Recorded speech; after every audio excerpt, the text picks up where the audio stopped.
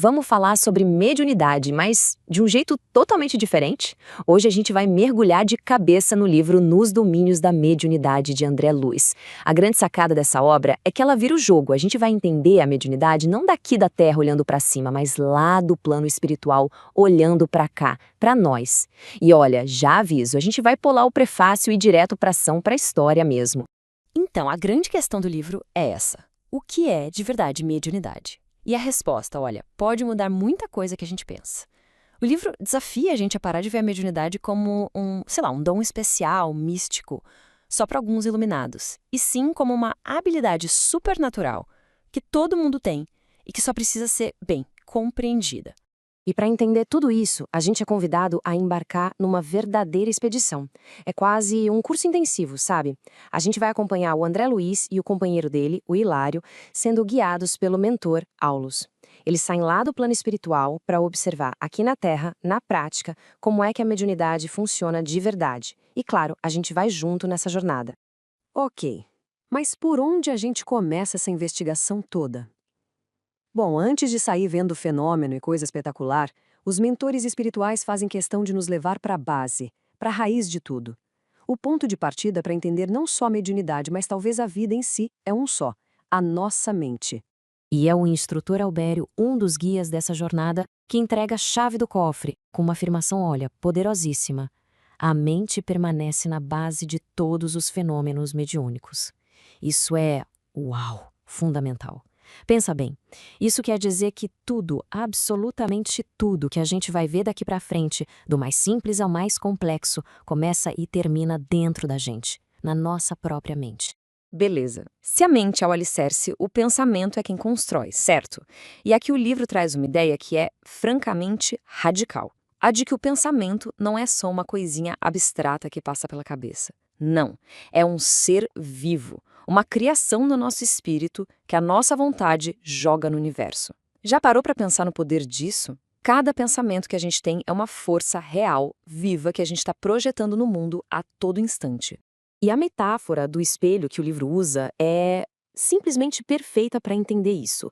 Pensa que a nossa mente é um espelho de duas faces. De um lado, ela reflete tudo o que está à nossa volta, as energias, os pensamentos das outras pessoas, e do outro, ela projeta com toda a força aquilo que a gente mesmo cria por dentro. É isso, a gente é como uma antena, sabe? Recebendo e transmitindo o tempo todo, sem parar. Bom, com essa base teórica bem estabelecida, agora é hora de ir para a prática, né? Chega de teoria, vamos para o campo. O mentor Aulus então leva o André Luiz e o Hilário para observar a mediunidade em plena ação, numa reunião mediúnica real, para ver como é que tudo isso que a gente falou se manifesta no mundo real. E o que eles encontram lá são dois extremos, mas dois extremos fascinantes. De um lado, eles veem a psicofonia consciente, que é uma comunicação super controlada, harmoniosa, e do outro, a possessão, uma subjugação completa, desequilibrada, caótica. Só esses dois exemplos já mostram pra gente o tamanho do universo da mediunidade, o quão vasto e complexo ele é. Então vamos ao primeiro caso, o de Dona Eugênia. Ela está ali num trabalho de psicofonia, que é basicamente quando um espírito consegue falar através de uma pessoa. Mas o ponto-chave aqui é o seguinte: ela é um instrumento consciente. Ela não está apagada. Ela está colaborando ativamente com o espírito que precisa de ajuda, permitindo que essa comunicação aconteça de forma controlada, com um objetivo muito claro: auxiliar. E aí vem um detalhe que o André Luiz observa, que é simplesmente fascinante. Mesmo enquanto o espírito está falando pela boca dela, a Eugênia, ela está ali, presente, consciente. Ela está ouvindo e guardando cada palavra na memória dela. Isso é crucial, gente. Mostra que ela não é uma marionete, sabe? Ela é uma parceira ativa, vigilante nesse processo de auxílio. Então, o que a gente aprende com isso? A grande lição é que numa comunicação mediúnica positiva, quem está ali como intermediário tem controle. A qualidade da mensagem depende totalmente da sintonia moral entre o médium e o espírito. No final das contas, o que a gente vê ali é um ato de pura cooperação e caridade, conectando esses dois mundos. Agora, respira fundo, porque a gente vai para um cenário completamente oposto. É o caso do Pedro. E aqui a atmosfera de puro drama, de tensão. A gente está falando de uma subjugação total. Os mentores chegam a chamar de epilepsia essencial. que é um estado onde um espírito movido por vingança assume o controle completo do corpo da pessoa. Mas por quê? De onde vem um conflito tão intenso assim? É aí que os mentores abrem o livro do passado e revelam uma história lá do século XIX. Numa outra vida, o Pedro, que era médico, traiu o próprio irmão de uma forma terrível, e agora esse mesmo irmão retorna, completamente cego pelo desejo de vingança. O que a gente está vendo ali não é um ataque do nada, aleatório, é a lei de causa e efeito em plena ação. Um resgate kármico e muito doloroso. E a lição desse caso é resumida numa frase que, olha, é de arrepiar.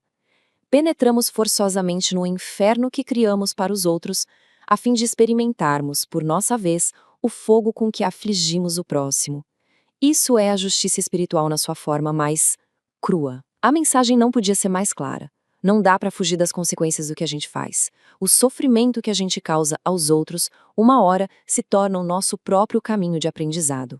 Depois de ver esses dois extremos, a luz da Dona Eugênia e a sombra do caso do Pedro, a mensagem central do livro começa a ficar muito clara. No fundo, tudo se resume a duas coisas: responsabilidade e amor. A mediunidade, o livro nos ensina, não é para se exibir, não é um show, é uma ferramenta poderosíssima para servir e principalmente para evoluir. Ok, mas como fazer isso com segurança? Como ter uma mediunidade segura? A obra nos dá uma base, 4 pilares essenciais. Primeiro, o estudo. É preciso entender as leis espirituais, saber onde se está pisando. Com o estudo vem a disciplina, que é o controle dos próprios pensamentos e energias.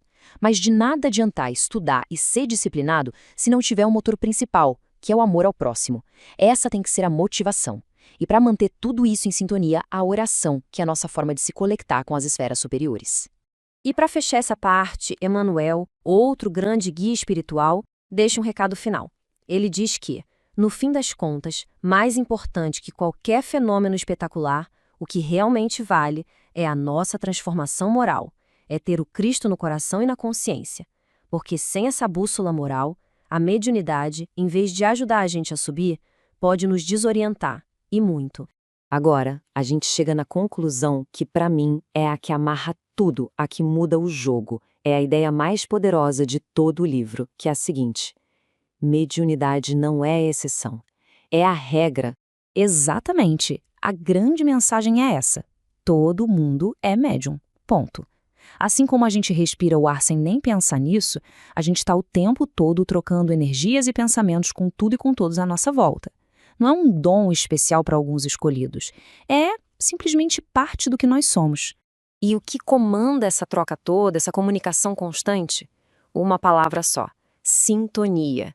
É a famosa lei da afinidade funcionando a todo vapor. Nossos pensamentos, nossos sentimentos, eles funcionam como um ímã. A gente atrai para perto os espíritos que vibram na mesma faixa que a gente. Ou seja, somos nós que escolhemos nossa companhia espiritual, tendo consciência disso ou não. Simples assim. E no fim de tudo, a gente volta para aquele princípio que Emmanuel sempre lembra: a cada qual segundo suas obras. E é importante entender que obras aqui não são só as nossas ações, o que a gente faz no dia a dia. São também nossos pensamentos, nossos sentimentos. É tudo isso que constrói a nossa realidade espiritual e que, no fim, define o que a gente vive e experimenta. Então, essa jornada toda pelo livro nos deixa com uma pergunta final. E essa não é para o livro, é para cada um de nós. Se todo mundo é uma antena e se a sintonia é a lei que rege tudo, em que frequência a gente está vibrando agora, nesse exato momento? Com que tipo de forças e pensamentos a nossa mente está conectada? Porque a resposta para essa pergunta, ela não define só quem está perto da gente, mas principalmente para onde a gente está indo.